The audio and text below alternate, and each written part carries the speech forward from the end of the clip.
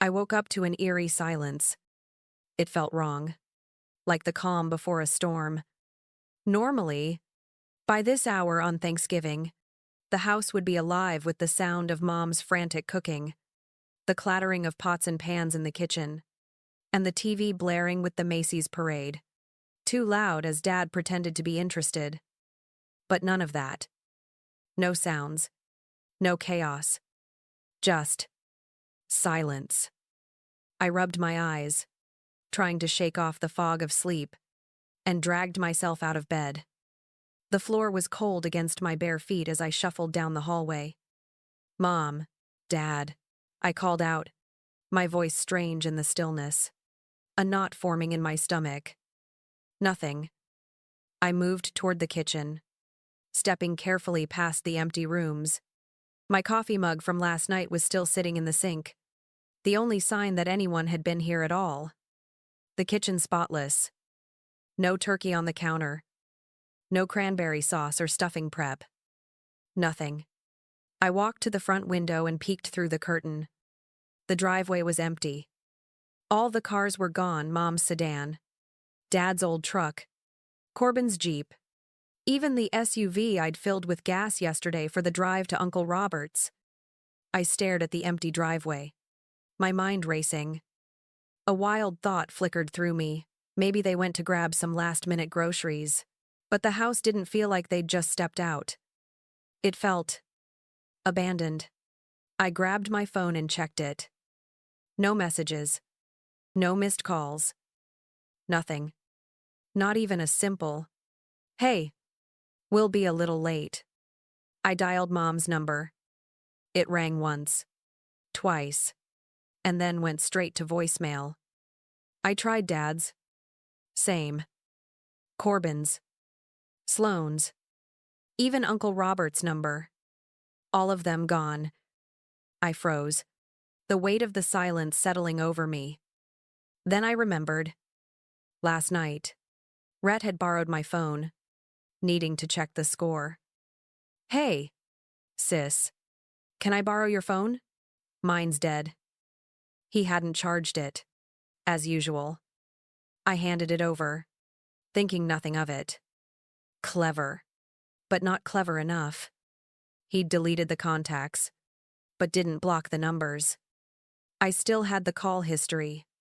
I tapped Uncle Robert's number. As it rang, I paced the kitchen, my nerves building. "Hello." His voice sounded relaxed. Too relaxed.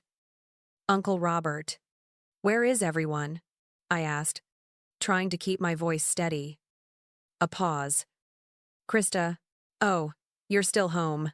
His tone shifted slightly, and I could hear the faint sound of waves in the background, the unmistakable strumming of a ukulele. "Where are you?" I asked, though deep down, I already knew the answer. His voice faltered, then softened. They flew out last night. To Maui. For their anniversary. They didn't want you to worry about the expense." My blood went cold. "What do you mean, all of them?" I asked, my voice cracking slightly. "They figured you were busy with work." Something clicked inside me. They had planned this. They had left me behind on purpose. My eyes dropped to the calendar on the fridge, where I'd neatly written Thanksgiving at Uncle Robert's. A list of chores I'd completed, ready to leave for the trip that would never happen. Clean guest bathroom. Fill up SUV. Buy wine. All the work I had done. All the sacrifices. And this was how they repaid me. My heart raced. The knot in my stomach twisted harder. "I don't believe this," I muttered to myself, my hands trembling. Then, without a second thought, I pulled out my phone again. This time, I knew exactly what I had to do. It wasn't always like this. There was a time when I thought it was just temporary, that my parents were struggling, and I was the responsible one, the one who would hold everything together. I remember the day I moved back in after community college, when Dad had just been demoted and his job didn't quite cover the bills. Mom explained it to me with those wide eyes, practiced worry spilling from her lips. Just until we get back on our feet. Sweetheart. You'll help us. Right. She smiled, as if I didn't know the weight of the words behind them. But of course, I said yes. What else could I do? I had no place else to go. No one else to rely on. Over the next few months, I paid the bills, picked up the slack, and watched as the money I earned slowly disappeared into their lives. Every month, $2,000 from my paycheck was written to the mortgage, utilities, property taxes. While they contributed a measly $800, I picked up the rest. I worked long hours at my financial consultant job, while Dad pretended to care about his hobbies: golf, fishing trips, vintage car collecting, anything to avoid confronting the reality that he was not pulling his weight. I never said anything. I was the responsible one. And that was supposed to mean something. When Corbin's startup fell apart 2 years ago, they scraped together $50,000 to bail him out. But when the gutters needed replacing, when the old water heater finally gave out, or when the lawnmower broke, I was the one writing the checks. It's just until we're back on our feet, they kept saying. And then there was Sloane, living on campus at Riverdale Private College. Her tuition alone was $38,000 a year. And somehow that was always paid. No questions asked. She needs to focus on her studies, Mom would say, while I worked part-time jobs to cover everything I had to. When I asked why Sloane couldn't work even a few hours a week, Mom just gave me that same pitying look. You're the responsible one, she would say. I never asked for much. I didn't expect lavish things. Didn't even mind living in a house that wasn't quite mine. But I did expect them to notice. To at least recognize the effort, the sacrifices I made. But that never happened. Every paycheck that went to the house was met with a hollow gratitude, a nod of approval from Dad, and maybe a vague promise from Corbin about getting back on his feet. But that never came. They took, and I kept giving, because I didn't know any other way to live. And then, one morning, I woke up and found the house empty, and it hit me suddenly, as if someone had turned on a light. They hadn't just been taking from me for a few months, or even a few years. They had been taking my whole life. And when I realized that, it wasn't anger that bubbled up inside me. It wasn't even sadness. It was something far colder. It was the realization that it had to end. That morning, as I stood there in that empty house, the last shred of hope I had for them disappeared. The silence felt like a weight pressing on my chest. But this time, I didn't care. The money, the house, all of it was gone from my life forever. And when I saw the empty driveway, when I saw the house with no one left in it, I knew exactly what I had to do. I stood in the kitchen, my arms crossed, as they shuffled in front of me. The confusion on their faces was palpable, and I could almost taste the guilt hanging in the air. Mom spoke first, her voice trembling. Krista, we need to talk. I didn't move, letting the silence stretch out between us. My eyes locked on hers. You left me, I said, the words cutting through the stillness. You didn't even think to call, to let me know you were leaving. My voice grew sharper with each word, and I could see the panic start to settle into her face. We didn't think you'd mind, my father added, his voice low, defensive, like he was trying to downplay it. I took a step toward him, my breath steady but my fists clenched. You didn't think I'd mind, I repeated, taking a slow, deliberate breath. You think I'd let you leave me behind after everything I've done for this family? The words hung in the air, thick with disbelief. Corbin shifted uncomfortably behind them, glancing between us. It wasn't like that, he muttered, but I could already feel my anger rising. It was a last-minute trip, he continued, his words fumbling, almost apologetic. We thought it wouldn't matter. I laughed bitterly, my gaze never leaving his. A vacation. While I've been here, paying for everything. My voice was cold now. The sting of years of sacrifice raw in my throat. 6 years of covering your bills. And you think I wouldn't notice? The room fell silent. They all avoided my eyes, unwilling to face the truth I was laying bare. My mother looked at the floor, her hands trembling in front of her. We didn't mean for you to feel this way, she said, barely above a whisper. No, I said sharply, stepping closer. You didn't mean for me to feel at all. Did you? You didn't care as long as I kept paying. My voice broke with frustration, the years of being the silent pillar finally breaking free. And now you think I'll just sit here and keep taking it? Dad finally spoke up, his voice defensive, almost daring me to do something. What do you plan to do about it? Krista, he challenged, his eyes hardening. I didn't blink. I stood taller, my heart pounding in my chest. What am I going to do? I said with a cold smile. You're going to learn exactly what happens when you take someone for granted for too long. They stood frozen, the weight of my words settling in. My mother looked like she might cry, but I didn't feel sorry for her. This was beyond that.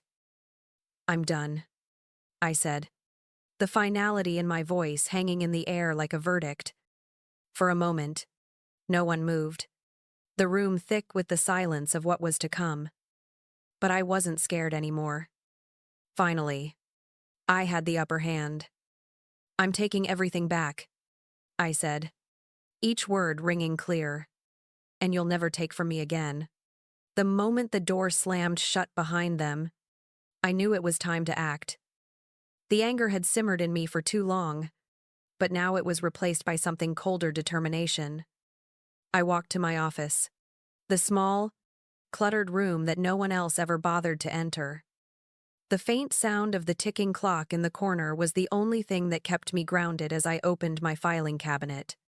My fingers brushed over the edges of the folders, feeling the familiar weight of the financial records, the bills I'd paid, the receipts I'd kept hidden away all this time. I pulled out the thick binder, the one filled with everything I had paid for, the washer, the dryer, the new fridge, the TV. It was all in there. Proof of my sacrifices. I didn't need to open it to know what it held. It was all there, waiting. I opened it anyway. The pages were neatly organized, each item cataloged with precision. The TV I had bought with my last bonus, the one they had claimed as their own. The high-end washer and dryer that had replaced the old ones, the ones that had been too old for Sloan. I paused on the receipt for the fridge, the one I'd chosen for its sleek, modern design after they complained about the old one not keeping food cold enough. Each receipt was a reminder of how much I had given, how much I had done to make their lives more comfortable while mine remained on the back burner. I leaned back in my chair, letting the silence of the room envelop me. It was time to take control. The realization hit me all at once, clear and undeniable. I wasn't just going to be the responsible one anymore. I wasn't going to sit back and let them take from me without consequence. They'd all had their turn, their share of the money, the effort, the emotional labor. It was my turn now. I grabbed my phone and dialed the moving company I'd found online. The one that specialized in last-minute moves. I didn't need to think twice. Yes, I need a truck for tomorrow, I said, my voice calm and steady. I'm moving everything out of the house. I'll need it by 8 a.m. There was a pause, and then the man on the other end of the line confirmed the details. The price didn't matter. I wasn't here to haggle. I was here to reclaim what was mine. Once the call was finished, I sat for a moment, the weight of what I was about to do sinking in. This wasn't about anger anymore. It was about making sure they understood the consequences of their actions. For years, they had taken advantage of me. but I had always believed I owed them something they could never repay. Now I knew better. I didn't owe them anything. The house, the bills, the sacrifices, none of it was mine to carry alone. I made a second call. This time to the landlord of the apartment I had found last week. It was small, just a studio, but it was mine. It was the first time in a long while I had thought about what I wanted, not what they needed. I confirmed the lease and paid the deposit. No second thoughts. I spent the next hour cataloging everything I was going to take, each item carefully marked. Each piece of furniture a reminder of how I had worked to make their lives better, while mine remained neglected. The 80-inch TV that had been my reward for finally getting a promotion. The espresso machine that no one ever bothered to refill. The smart fridge I had bought when they complained about the old one. Everything was coming with me. By the time I hung up the phone and stood up from my desk, the plan was in motion. It wasn't about revenge anymore. It was about making sure they couldn't take from me again. It was about setting boundaries and teaching them the hard lesson that they couldn't just walk all over me anymore. The next morning, the movers arrived promptly at 8 a.m. I stood in the driveway, arms crossed. As they unloaded the truck, there was no turning back now. "This goes to the new apartment," I said, my voice steady as I directed them to the TV. The fridge, the washer, the dryer. Every item I had paid for was being carefully packed away, leaving nothing behind but the bare bones of a house that I had never truly owned. As I watched the movers work, I couldn't help but feel a strange sense of satisfaction. This was mine now. Not just the things I had bought, but the control, the power. For the first time in a long time, I wasn't just cleaning up after everyone else. I was finally taking care of myself. When the last of my belongings was loaded into the truck, I stood in the empty living room, looking around. The house felt different now. Quieter. Emptier. And as I closed the door behind me, the weight of the years I had spent living under their thumbs seemed to lift. I had finally freed myself. I didn't look back. The door to the house was still wide open when they walked back in, their faces painted with confusion and frustration. I stood at the top of the stairs, arms crossed, watching them fumble through the front hall.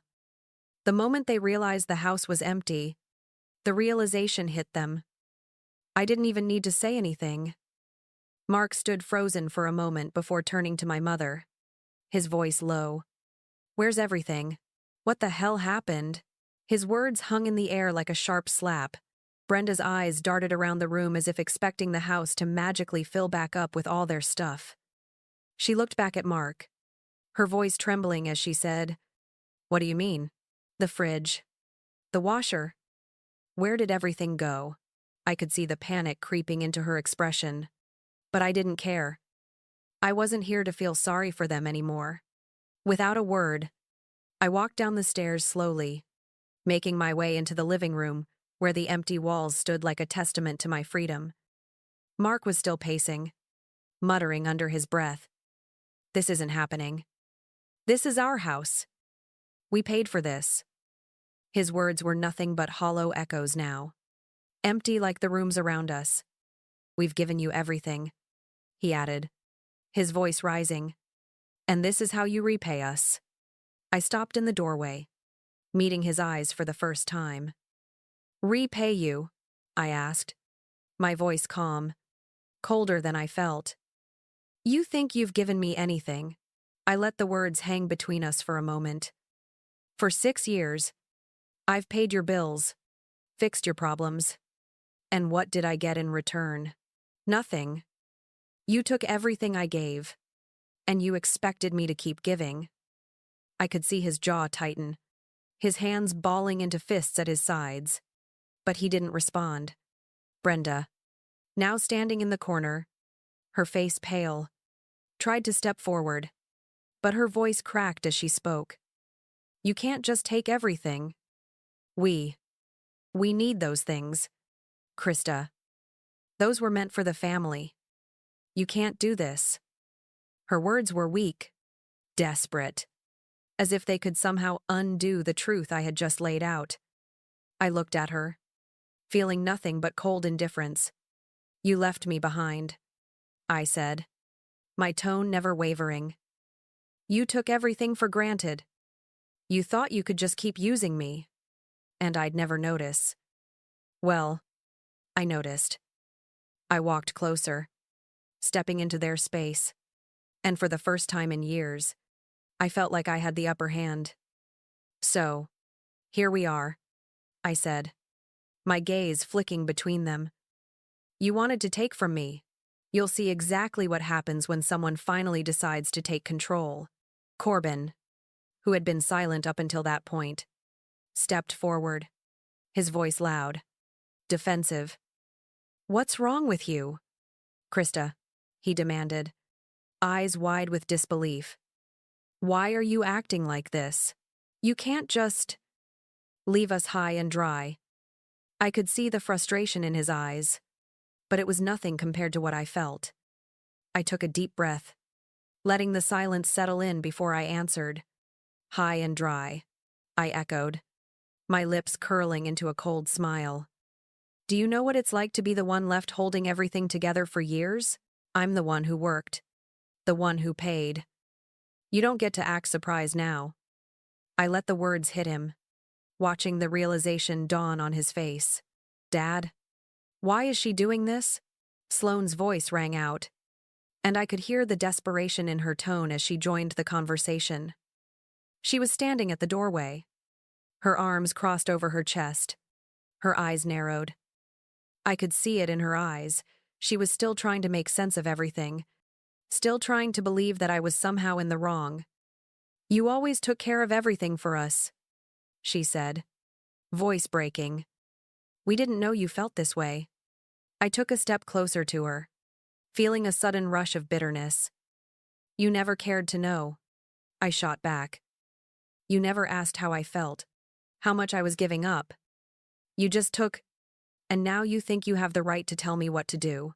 The air between us crackled with tension. Mark stepped forward, his voice steady but tinged with frustration. "You don't get to destroy everything just because you're angry, Krista. This is our home, our family." His words were a thinly veiled threat, but they didn't reach me. "Not anymore. I'm not destroying anything," I said, my voice dropping to a low, cold tone. "I'm taking back what's mine. What you took from me." I let the silence fall heavy between us before adding, "You don't get to take from me anymore." For a moment, there was nothing but the sound of their breathing, heavy and labored.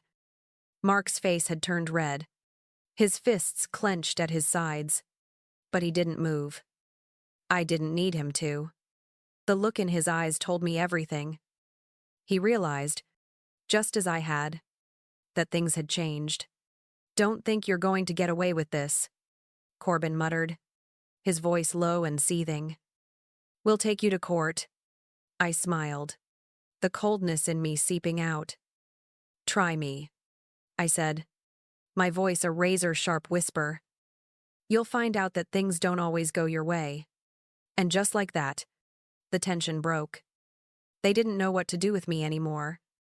They hadn't expected this. I was done being the one they could walk all over, the one who had to clean up after them.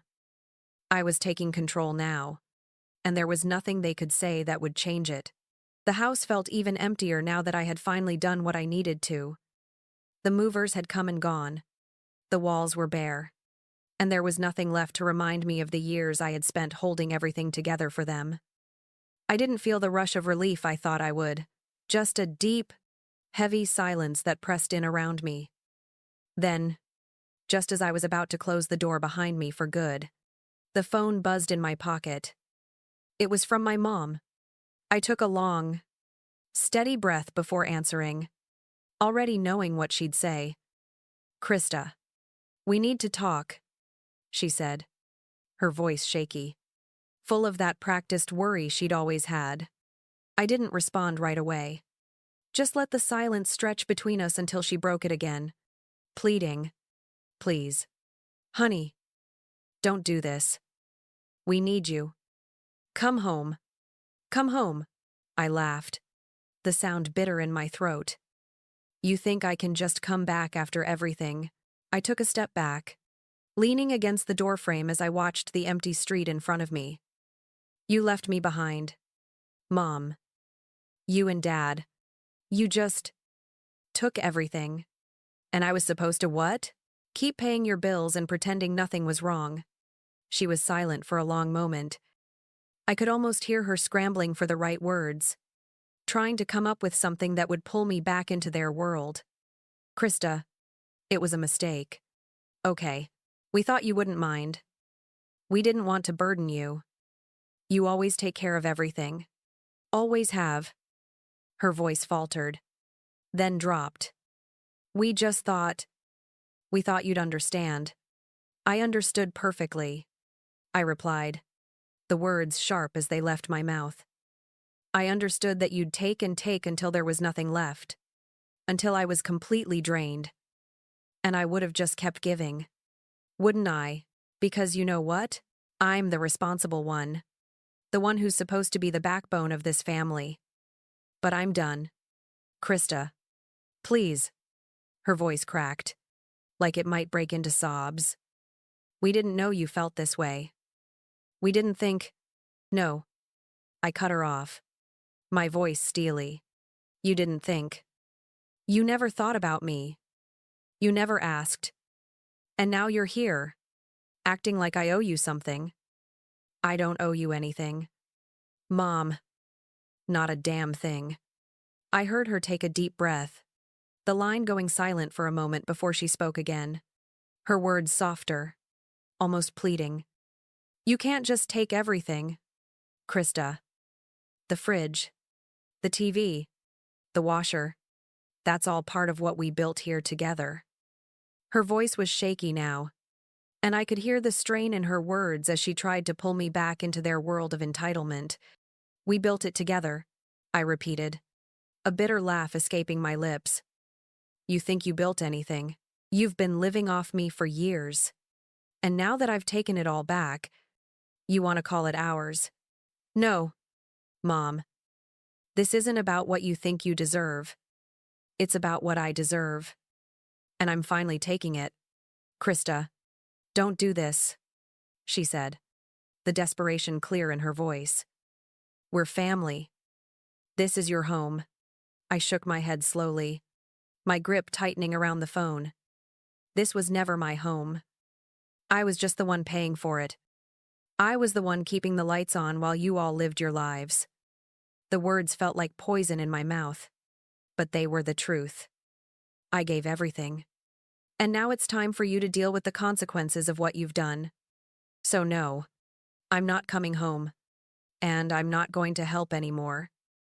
You're on your own. Before she could respond, I ended the call. I wasn't going to wait for her to plead with me again. I had already heard enough. The silence that followed felt final. Heavy. As if the world had stopped for a moment. But the phone buzzed again. This time it was a text from Corbin. You've gone too far. You can't just leave us like this. You're tearing the family apart. I read the message twice. The bitterness rising in me again. Tearing the family apart, I thought, feeling a laugh bubble up. I'm not tearing anything apart. I'm finally putting an end to the charade. I typed a quick response, knowing exactly what I had to say. You want to know what too far is? It's 6 years of giving everything and getting nothing in return. You want to cry about it now? Fine. But don't ever try to guilt me into feeling responsible again. The message went through, and I set the phone down, my hands shaking. It wasn't a victory, but it was something. A shift. I didn't know how they'd react, but that wasn't my problem anymore. The house was empty, but I felt fuller than I had in years. The courtroom felt like it was closing in on me. I sat in the hard wooden chair, trying to ignore the hum of tension in the air, trying to steady the pulse that thudded in my chest. I could feel their eyes on me, The cold glares from my parents. The slight shift in Corbin's posture as he stood behind them, trying to look calm, like he wasn't nervous at all. But I knew better. They were all waiting for me to break, waiting for me to look guilty. But I wasn't guilty. Not this time. The judge finally looked at me, his eyes scanning the file in front of him before lifting them to meet mine. Ms. Klein, your family claims that you've taken their property. The appliances, they say, belong to the family. How do you respond? His voice was flat, but his gaze sharp, almost as if he expected me to stumble, to falter. But I didn't. I leaned forward slightly, my hands clasped tightly in front of me, and I spoke in a voice that was calm, measured. They don't belong to the family, I said, each word clear, deliberate. They belong to me. I bought every single thing in that house, the TV, the washer and dryer, the fridge, all of it. With my money, my hard-earned money. My eyes swept across the room, landing briefly on each of them. I could see the tightness in their jaws, the uncomfortable shifting of their feet, but none of them dared speak up. The judge nodded slowly, his expression unreadable, and I knew I had his attention. "And you have proof of this?" he asked, not without skepticism. I nodded, reaching into my bag and pulling out the binder. It was thick, filled with receipts, bank statements, and purchase confirmations. I placed it on the table in front of me, the sound of it thudding heavily on the wood. My parents looked at each other, their faces betraying a flash of fear that they tried so hard to hide. "Yes, Your Honor. Everything in this binder proves that I paid for those items. I've got the receipts for the TV, the fridge, the washer and dryer. Everything." I opened the binder, flipping it to the pages that held the proof. "You can see for yourselves." The judge took the binder from me, flipping through the pages with a practiced hand. I watched as he paused at each receipt, his eyes scanning the numbers, the dates. I could hear the rustle of paper, the faint shuffle of the pages turning. My mother shifted uncomfortably in her seat, but my father kept his gaze fixed straight ahead, his lips pressed into a thin line. "Well, Ms. Klein," the judge finally said, looking up from the binder, "it seems you have indeed provided documentation for these claims. The items you've taken, they are legally yours." His voice was firm, but there was something else in it too, something like finality. My heart skipped a beat, but I didn't let it show. Instead, I met my father's eyes, the man who had never once acknowledged the sacrifices I had made, the man who thought he could use me and never face the consequences. "I've spent 6 years paying for that house, paying for everything while you all lived like I was just supposed to keep giving," I said, my voice rising slightly, not out of anger but of something more controlled, more certain. I was the one who held everything together. And when I finally stood up for myself, you tried to make me feel like I was the bad guy. The silence in the room felt thick, suffocating. Corbin opened his mouth to say something, but I raised my hand, stopping him before he could get a word out. "No, Corbin," I said, my voice steady but sharp. "You don't get to speak right now. You never even once asked how I felt. You just took what I gave. And now, you're trying to make me feel guilty for taking back what was always mine." He looked like he was about to protest, but my father interrupted, his voice low and almost desperate. "Krista, this isn't right," he said, his eyes darting between me and the judge. "We're family. You can't just take our things and leave us like this." I turned to face him, my gaze hard and unwavering. "You took everything from me." "Dad," I said, my words cutting through the tension like a knife. "I gave and gave, and you never even cared. You never even asked. And now you want to turn this around on me." I'm done being your punching bag. I'm done being the one who cleans up your messes. For a moment, it felt like everything in the room froze. My father's face was pale, his eyes flickering with a mixture of guilt and frustration. I could see it in him. In all of them, they had never expected me to do this. They thought I would keep letting them walk all over me. But now, they saw it in my eyes. I was done. The judge looked at my father for a long moment, his eyes narrowing as he weighed the situation. Mr. Klein, this case is dismissed, he said, finally bringing the gavel down with a sharp crack. Ms. Klein has provided sufficient evidence. I would also advise you to refrain from pursuing further legal action against your daughter. I stood up, my back straight, my chest tight with a mixture of relief and something else, something that felt like freedom. I glanced at my family one last time, their faces a mix of disbelief and anger. But there was no turning back now. The battle was over. And for the first time in years, I wasn't the one who had lost. A few weeks passed, and I thought the silence would be enough. I thought they would just accept it, that they would learn to live with the consequences of their actions. But that's not what happened. The phone buzzed one morning, and I didn't even need to look at it to know who it was. Corbin.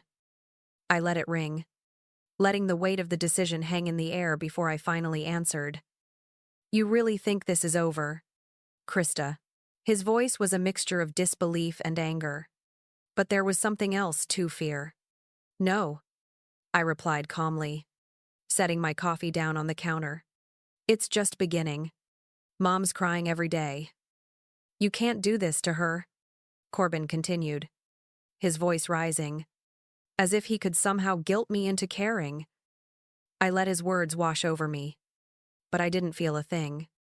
She's not the one who's been paying for everything, I said, the words slipping out coldly. She didn't give up years of her life to keep that house standing. There was a long pause on the other end of the line. I could practically hear the frustration building inside him. You can't leave us like this. I didn't leave you, I said, my voice steady. I just stopped doing it all for you. When I hung up, the quiet was almost suffocating. For a moment, I thought maybe this was it, that I had finally set myself free. But it wasn't over. A few days later, I got a call from Uncle Robert. The house is gone. Krista, he said, his voice cautious. They didn't make the payments, and it's been foreclosed on. Your parents, they're really struggling now. I leaned back in my chair, staring out the window, the weight of the news sinking in. It wasn't the relief I thought it would be. It was more like a knot twisting in my chest. I had wanted them to feel the consequences, but this was more than I'd bargained for. They're at a 2-bedroom apartment now, Uncle Robert continued, his tone soft, like he was trying to make me feel something. Mark's looking for a job. Brenda's selling things, she's even selling her jewelry. It's bad. Krista. I closed my eyes for a moment, taking in the image of them. Broken. Scrambling. The people who had used me, who had never seen me as more than a means to an end, were now feeling the sting of their own actions. Good, I said quietly. Let them learn. Uncle Robert was silent for a long while, and when he spoke again, it was with a hint of concern. Krista, they really need your help. Maybe. No. I cut him off sharply. They don't. Not anymore. The next day, the phone buzzed again. This time, it was a text from Sloan. Mom's selling everything. You need to come back. They can't do this alone. I stared at the message for a long moment. The words were a reminder of how they had always used me, how they still thought I was the one who could fix everything. I didn't respond. I didn't need to. That night, the sound of a knock on my apartment door broke the silence. It wasn't a surprise. but the bitterness still burned in my throat as I walked to answer it. Standing in front of me was my father, his face drawn and tired, the faintest signs of desperation in his eyes. "Krista, please," he said, his voice hoarse. We've lost everything. You're the only one who can help us now." I looked at him for a long moment, the words I wanted to say hanging in the air. He stood there, waiting for me to cave, to take pity on him. But I didn't. "No," I said firmly, my voice cutting through the tension between us. "I'm done fixing your mistakes. Dad, you've had your chance." For a moment, neither of us spoke. I watched the realization hit him, and I saw his shoulders slump slightly. He didn't have the strength to argue anymore. I wasn't the one who needed to fix everything anymore. The silence stretched out, heavier this time, but I didn't flinch. He was the one who had to live with the mess they had created. As I closed the door behind me, I didn't feel relief, but I did feel something stronger, a sense of finality. This wasn't just the end of their chapter in my life. This was the beginning of mine. And I wasn't looking back. It's been months since the last confrontation, and as I sit here in my small apartment, sipping my coffee, I finally feel the weight lifting from my shoulders. The silence in my life now isn't empty. It's peaceful. I watch the sun dip low over the skyline, my fingers curling around the warm mug as I think about everything that's happened. They thought they could control me, take from me, but now I see the truth. I'm free. And I don't regret a single thing I've done. My phone buzzes, and I look down to see another text from Corbin. "We can't do this without you." I sigh, shaking my head before typing back. "You never did anything without me." But I'm done. I close my phone and lean back in my chair, taking a deep breath. This is my life now, and no one gets to take it from me again. If you've ever had to take back your life, don't be afraid to step up and do it. You deserve your peace. There's so much more on my channel. Don't forget to subscribe. See you in the next life story. With love and respect.